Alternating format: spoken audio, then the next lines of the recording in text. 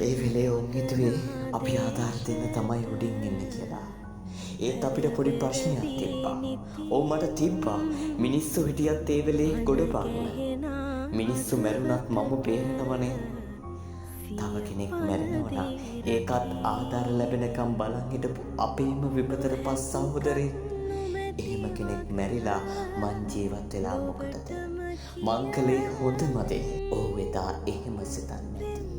ලක් මාතාව වෙනුවෙන් ගුවන් පෑ 3000ක් සම්පූර්ණ කළ එම අසහාය මිනිසා එලෙස සිතන්නේ නැත. ආපදාව පරයා යමින් මිනිසුන් තුළ බලාපොරොත්තුව රෝපණය කළ එම අසහාය මිනිසා එලෙස සිතන්නේ නැත. ජයග්‍රහණය වෙනුවෙන් ජීවිත වූවක් පිදීම උදෙසා කටුක පුහුණුවක් ලද ඔහු වැනි අසහාය මිනිසෙකුට මරණය වූවද අරුමයක් නොවන්නට ඇත.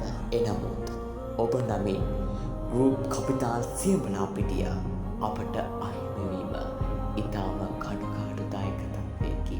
ලක් මෑණියන්ටද එය ඉමහත් පාඩුවකි. හෙට ඔබගේ තැන තවත් අසහාය මිනිසෙකු රාජකාරී කරන්න පුළුවන්. නමුත් ඔබ මෙදා කළ සේවය අනාගතයේ සිට ආදරණීයව බාරගනු නොඅනුමානය. අපි රැකෙමු අපි රකිමු රණවිරු සෙනෙහය